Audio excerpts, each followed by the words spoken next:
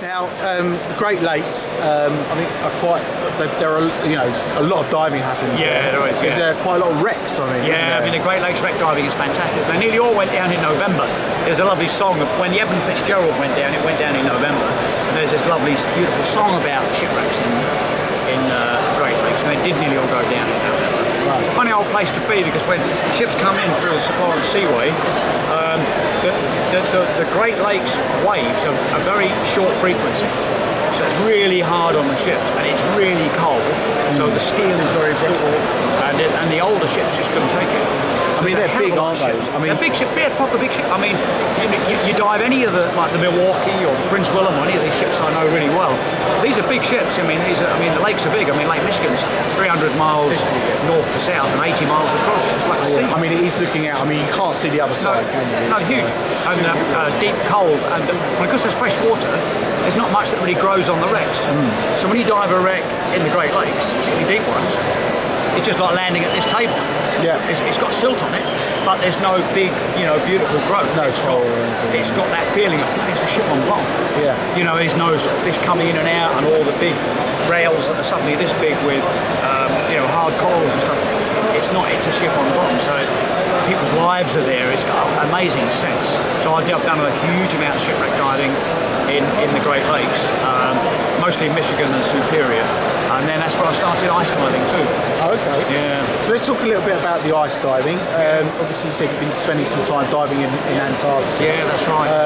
Obviously, you do a lot of TV work. Is that all connected? It is all connected. I mean, first the Antarctic work. I mean, I worked for the British Antarctic Survey for 12 years, and for 10 years I was the base commander at Rothera Research Station. And is that how you got into TV? It is, yeah. Through the Arctic diving? Yeah, the diving you see set up in Antarctica, I set the diving up at Rothera Base. So it's marvellous because every single dive was the world's first. Right. There's something brilliant about coming up. I mean, firstly going out and buying a Mara 4-place chamber, getting all the gear, setting up the diving, and then comes the reality that you're taking, top marine scientists on these exploratory dives. And you come back and say, what was that green thing? And these best scientists on the planet have got no idea. I don't know. Never seen it before. Yeah. It's fantastic, really lovely. So it was beautiful to set that diving up. So I spent many, many years diving in Antarctica in those conditions, either in open water or through the ice, depending on the conditions. And then when I came back in the northern summer, I was generally down south for 6 or 7 months and back in BAS headquarters, Cambridge, for sort of 5 or 6 months.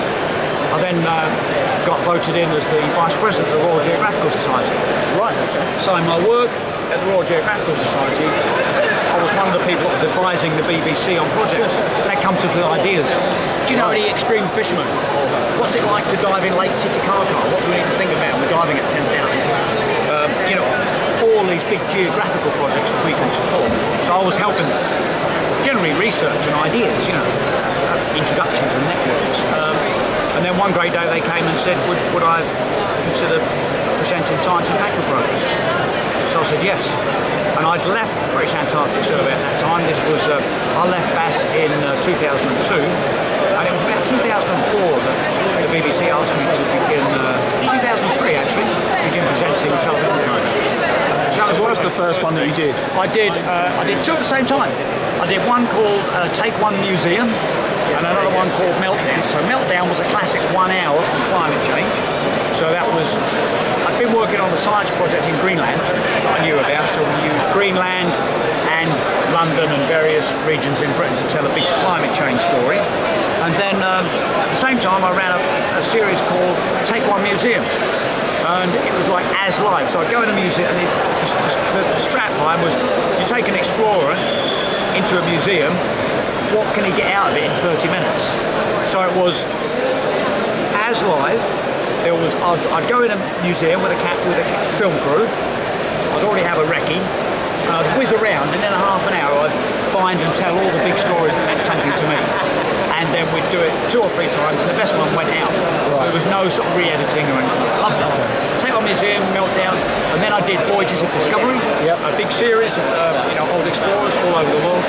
Then I did Oceans. Oceans, yeah. Oceans, 8-1 hours, which is unheard of these days. 8-1 hours. Who does 8-1 hours? Unbelievable. It was beautiful. Then British Secret seas. Then Frank Wild, which is the great unsung Antarctic hero. And I've now been doing a big series on BBC Inside Out. So I've cycled across Britain for revitalisation of British cycling since we won the Olympics and things. Yeah. So from Britain, done something on the national parks, something on Yorkshire, something on fracking, just finished the fracking. Oh right, And interesting. I've got more of them coming. And I've got some new BBC stuff in the pipeline.